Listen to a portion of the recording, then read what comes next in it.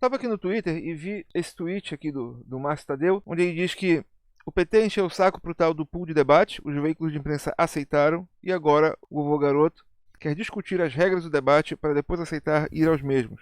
Lula nem foi eleito e já está regulando a imprensa. Bom, eu vou mostrar aqui a matéria a qual o Márcio se refere, e na sequência eu vou mostrar a enganação do Lula. A matéria é essa aqui, que saiu na Folha também. E, bom, para quem não está familiarizado com a história, o Lula disse que queria que fosse feito debate com pools de veículos de comunicação, ou seja, ao invés de ter o debate em um veículo específico, seriam vários reunidos de uma vez e seriam feitos até 3 debates dessa forma. A princípio essa era a exigência, os veículos de comunicação toparam, e aí veio uma segunda restrição. Segundo a campanha do ex-presidente, é preciso discutir quais serão as regras do debate, condições e o formato, antes de dar ok. Porra, a regra, condição e formato do debate sempre foi feito. Lula já participou de vários, já fugiu também de debate, né? Vale ressaltar. Para quem acha que é exclusividade do Bolsonaro, do Fernando Henrique. Bom, aí eles explicam aqui sobre essas condições que eles querem, afirmando que Lula não quer, por exemplo, ficar exposto aos ataques de candidatos com menor intenção de voto em caso de não participação do Bolsonaro. Tá, então caso o Bolsonaro não vá, ele não quer receber ataques dos candidatos que têm menor intenção de voto. Mas do Bolsonaro ele aceita? Ok, isso é porque o Bolsonaro ele tem como contra-atacar, né? Ele tem como falar, expor um monte de merda do Bolsonaro. Eles ficam nesse tiroteio de comunista contra fascista. Mas dos outros candidatos ele não quer ouvir ataques porque ele não tem como expor nenhum grande podre desses caras. É isso que eu entendi ou não? Bom, seja como for. Isso aqui é um blefe. Eu vou mostrar aqui porque é um blefe. Por exemplo, o maior medo da petezada são ataques do Ciro. Agora, o que realmente é ataque? Vamos ver aqui, por exemplo, o histórico dele. Como foi que ele se comportou no debate de 2018 com o Haddad, por exemplo? Meu caro amigo Fernando Haddad, eu tenho esse problema, sou amigo de todos os meus ilustríssimos adversários e eu quero ver se a gente não pessoaliza, mas a vida nos pôs nesse embate, e são embates graves para a sorte do povo brasileiro. Qual é a sua proposta para resolver a mais grave distorção entre todas as gravíssimas distorções brasileiras, que é o sistema tributário? Nós cobramos muito mais dos pobres e muito menos dos ricos. Qual é a sua proposta para resolver essa injustiça? Pergunta super tranquila, perguntou sobre proposta. Como a gente está analisando aqui o Ciro, né, se ele ataca ou não o Haddad, eu vou pular a resposta do Haddad e vou direto para a réplica do Ciro para a gente não tomar muito tempo aqui. O estimado amigo, por favor, não me leve a mal, mas agora vai uma pinicadinha. Por que razão a sociedade, o povo brasileiro, machucado como está, deveria acreditar nessas tão boas ideias, que estão defendidas para minha grande alegria e satisfação no livro que eu escrevi em 1996, junto com o professor Mangabeira? Por que o nosso povo deve acreditar que essas propostas, na sua possível gestão, nosso povo vai decidir, seriam praticadas se o seu partido, os senhores estiveram no poder durante 14 anos? 14 anos. Eu fui ministro da Fazenda, eu cobrei o tributo sobre lucros e dividendos e o Fernando Henrique revogou. O Ceará já cobra 8% sobre as heranças grandes e São Paulo cobra 4%. E não cobramos mais do que 8% porque é o limite da Constituição. Então a grande questão, não me leva a mal. Nós precisamos fazer um tributo sobre lucros e dividendos porque um grande banco acabou de distribuir, senhores bispos, 9 bilhões de reais para 4 famílias, não pagaram um centavo de imposto. Eles me odeiam, vão fazer o diabo porque querem matar o carteiro, porque o povo não lê a carta. E o sistema de tributação sobre o consumo no Brasil é uma perversão que, infelizmente, o grande pacto do PT com o PSDB nunca permitiu mudar. Porque é até compreensível, porque se você adota essa proposta do IVA, que está no meu livro, São Paulo perde receita. Porque nós hoje cobramos o tributo com crédito na origem, e eles sempre foram contra. Então, observa como a réplica do Ciro foi precisa, porém sem ser ofensiva. Ele simplesmente disse que em 14 anos o PT não fez o que estava sendo proposto. Ele não disse, não fizeram porque são um monte de bandido, nada disso. Ele inclusive deu uma justificativa. Ele falou do pacto do PT com o PSDB, que era o que impedia de ir para frente a tributação, porque São Paulo iria perder receita devido à cobrança de tributo, né, que seria do IVA, com crédito na receita. Porra, se todo ataque fosse como esse, tava ótimo. Não chamou ninguém de ladrão, de incompetente, deu uma resposta super técnica. Agora vamos ver aqui um outro debate. Haddad, o Brasil, como você sabe, é um país muito grande. E nessa grandeza do Brasil há uma diversidade profunda. Você pode encontrar uma verdadeira Califórnia, ali ao redor de Lucas do Rio Verde, do meu amigo Piveta, lá no Mato Grosso, mas pode encontrar também um semiárido onde falta tudo, até mesmo água. E isso exige que o presidente da República conheça o Brasil. Qual é a sua proposta para o desenvolvimento regional? De novo, uma pergunta super tranquila. E vamos ver aqui a réplica do Ciro. Nós vamos retomar essas obras para o desenvolvimento acelerar. 30 segundos para a réplica. O Brasil precisa, de fato, de um presidente que conheça profundamente os detalhes da sua geografia econômica. Senão não vai entender a importância de se fazer energia em Roraima, onde estamos dependentes da Venezuela, o arco metropolitano do Recife, ou a adutora do Agreste, a adutora do Oeste, em Pernambuco, a ferrovia Oeste-Leste na Bahia, concluir a Transnordestina, concluir o projeto São Francisco, enfim, duplicar a BR-116 na chegada do Rio Grande, onde está a metade sul do Rio Grande do Sul, que mais empobreceu no país. A sua réplica, por favor, 45 segundos. Ciro, todas essas obras que você elencou, elas estavam no PAC e foram paralisadas justamente no governo Temer. E foi isso, agora essa é a réplica do Haddad. O Ciro perguntou sobre o projeto para o desenvolvimento regional. Haddad respondeu. O Ciro respondeu falando que o presidente precisa entender do negócio e fazer tal e tal e tal e tal obra que tem que ser feita. E foi isso. Não fez nenhum ataque mais paz e amor que isso, impossível. Aí tu pode te perguntar, mas e por que nessas entrevistas que ele dá, ele desce o sarrafo no Lula e no Bolsonaro, e até em gente que não está concorrendo, né, como Fernando Henrique e outras figuras aí. Ora, porque se ele tem a oportunidade de estar cara a cara com o adversário, ele não vai ficar falando de petrolão e mensalão, que todo mundo já sabe que o Lula deu Furnas pro Cunha roubar, Correios pro Reto Jefferson roubar, Ministério da Integração pro Gedel roubar, né, aquele cara lá da foto com 51 milhões em um monte de mala. Todo mundo já sabe disso tudo. Então vai ficar chovendo no molhado pra quê? Então, o tempo do debate é curto. É uma chance rara de estar cara a cara com os adversários. Então ele vai aproveitar para falar do que mais interessa, que é projeto. Pode ver, esses 2 vídeos que eu mostrei aqui, ele só fala de projeto. Pergunta qual é o projeto do Haddad para tal coisa. E a única cutucada que ele deu foi aquela lá.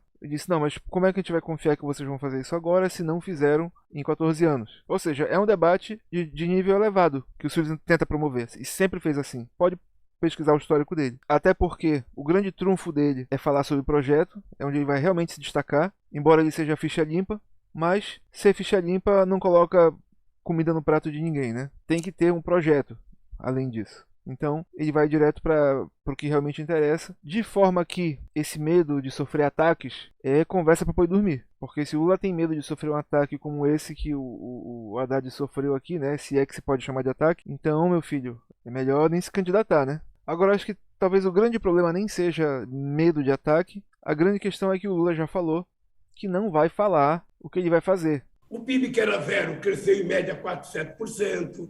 Vocês se lembram disso. Sem precisar mexer nas nossas reservas. Sem precisar mexer. Esse país tem dinheiro e é preciso catucar. Sabe? É preciso a gente furungar esse dinheiro, porque a gente pode arrumar o dinheiro e fazer com que a gente faça as coisas que o Brasil precisa. E começa falando, lembra que lá na época o PIB não sei o que e tal, e tal, e tal. Só faltou ele lembrar que na época as commodities, inclusive petróleo, estavam com preço lá em cima. E em 2003 ele pegou a economia muito mais estabilizada do que o que está no momento. Inclusive no governo da Dilma, pode procurar aí na mídia matérias da época que falam que um dos motivos dela ter se ferrado foi dela ter pegado crise de petróleo, por exemplo. E aí, enfim, com queda de preço de commodity, o Brasil sendo um eterno fazendão como eles querem que seja, né? Então o caixa baixou. Aí vem dizer, nós vamos reindustrializar o país e larará. Inclusive coisa que ele não fez na época. Tem vídeo do Lula dizendo que, vocês vão ver, o preço de commodities vai ser mais alto do que o preço de produto manufaturado. Como é que o cara tá senil pra falar uma merda dessa? E nesse mesmo vídeo ele debocha do pessoal que fala que o Brasil tem que vender produto manufaturado. E debocha defendendo essa ideia de que produto de commodity vai subir e vai valer mais do que o manufaturado. Aí agora vem falar que quer reindustrializar o Brasil, se na época debochou da industrialização, falando dessa merda que tem que vender só produto primário. Enfim, aí logo depois de falar essas besteiras que ele fala aqui, esse jogo de João sem braço do caralho, aí ele fala... E eu, obviamente, que eu não vou dizer o que eu vou fazer, como é que eu vou fazer... Mas eu quero, querido, como você é um jornalista competente... Fala que é óbvio que não vai dizer o que vai fazer e como vai fazer. Por que não? Aí depois ainda vem dizer que... Mas eu quero, querido, como você é um jornalista competente novo, como o Bombig é muito novo e a Carla, vocês se preparem, porque vocês vão ter surpresa no que nós vamos fazer nesse país. Se preparem que vocês vão ter surpresa. Eu acho que ele queria dizer, foi um ato falho, ele quase fala suspeita, né? Porra! Vota em mim que tu vai ter uma surpresa depois. É um candidato Kinder Ovo, né? Bom, mas a questão é justamente essa. O álibi dele é: confia em mim porque eu fiz isso, fiz aquilo lá atrás, então eu vou fazer de novo. E a maior parte das pessoas não tem esse vislumbre, né? De pensar: não, mas espera aí, a situação hoje é diferente daquela.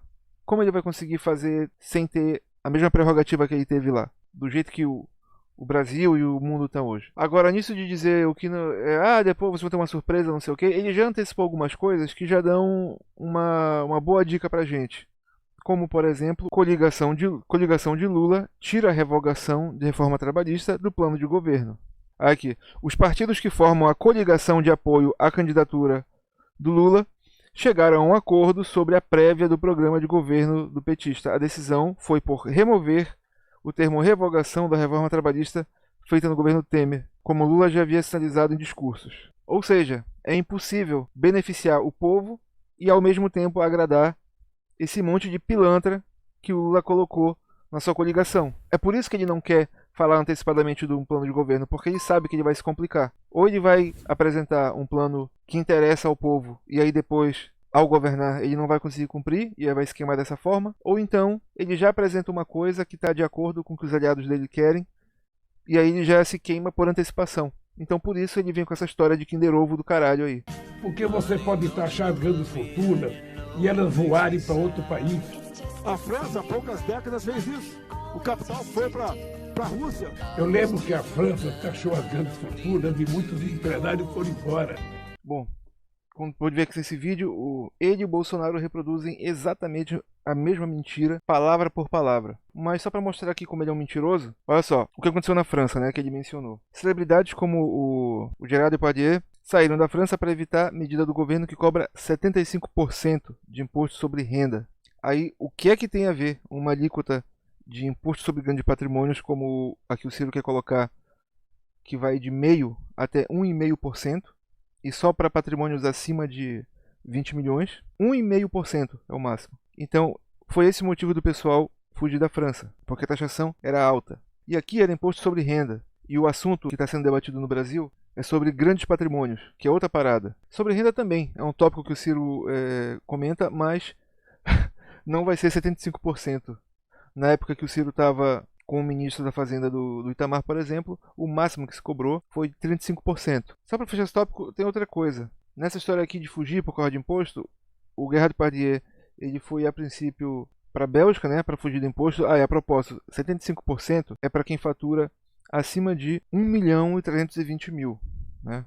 Não é para a classe média. Mas foi para a Bélgica e depois ele foi para a Rússia para fugir de imposto. Então a questão é, porra, você estava tão preocupado com isso do imposto, a ponto de fugir para a Bélgica e depois fugir para a Rússia, por que ele não foi para o Brasil, né? Já que não se quer colocar a tributação, se a questão é fuga de capital, então por que o cara não foi para o Brasil? Então vem esse último tópico que eu quero mostrar aqui estudo norte-americano desfaz mito sobre fuga de capitais. Eu não vou ler tudo, claro, mas só a conclusão aqui, só para ter isso em mente, eu acho que esse assunto é importante ter bem claro na cabeça. Então, falar aqui que a história da fuga de capital é incorreto, isso porque, conforme é apurado no artigo, a migração do capital não ocorre somente pelo aumento da carga tributária direta, mas sim por um complexo conjunto de fatos e causas, simultâneas ou não, de diversos campos, sejam eles sociais, econômicos, geográficos, etc. Por exemplo, no caso do Gerard Depardieu, o cara que faz uma mudança da França para a Bélgica, ele não tem uma grande mudança na vida dele, até porque na Bélgica o pessoal fala francês também, a Europa é ali perto, se quiser visitar a França é mole. Agora tu não vai conseguir imaginar ele, por exemplo, se mudar da França para um país nos cafundós só por causa disso de imposto. São vários fatores que influenciam. Além do que, e tu pode ter, por exemplo, um tributo sobre grandes patrimônios que é maior e tem um outro que é menor. O da França, inclusive, é a mesma alíquota que o Ciro quer implementar, de 0,5% até 1,5%. É o que eles aplicam lá. Mas já o de renda estava em 75% e por isso o Gerard Depardieu se mudou. Então a história não é tão direta como o idiota do Lula e do Bolsonaro fingem que é. E eles estão mentindo, não é que seja ignorante, é porque estão mentindo mesmo. Aqui só mais uma. Lula sinaliza manter Banco Central independente e faz menção breve à abertura em documento. Enfim, já falaram de manter a mesma situação que está do Banco Central e que é uma tragédia, né? Como o Ciro sempre repete em entrevistas, em países mais civilizados, o Banco Central, né, no caso dos Estados Unidos, por exemplo, o Fed, ele tem uma regra clara, que é perseguir a menor inflação a pleno emprego. E a realidade do Brasil passa longe disso. Ou seja, eu dei aqui 3 exemplos de assuntos que são nocivos ao povo. Essa história de não querer taxar grande patrimônio, querer manter o Banco Central como está e não revogar a reforma trabalhista. Isso porque são coisas que eu pesquei aqui e ali, que eu lembrei agora, né, que o Lula falou, fui atrás da informação para mostrar aqui, bonitinho, documentado. Agora imagina as coisas que ele não fala. Como ele já disse, que não vai falar porra nenhuma. Vai ser uma surpresa, uma surpresa. Enfim, mas por esses teasers aqui que ele solta, né, aqui e ali, já dá pra gente ter uma ideia de por que ele não quer debate, por que ele não quer ser questionado, por que ele só vai dar entrevista em lugar onde ele não é pressionado. Compara, por exemplo, a última entrevista do Lula com a última entrevista do Ciro. Olha a diferença. Na do Ciro, inclusive, a Miriam Leitão fez um monte de contorcionismo, de acrobacia. Aí quando ela viu que tava ficando feio demais pra ela deixou de lado. Com o Lula não. Tem gente que até entrevista o Lula já pressupondo que ele está eleito, como se estivesse falando já com o presidente eleito. E a entrevista toda é uma troca de sorrisos. Então, se quiser receber notificação dos novos vídeos, te inscreve. Se quiser participar das minhas discussões infinitas do Twitter, o nome de usuário é esse que está aqui embaixo, @madeinursal. E até a próxima.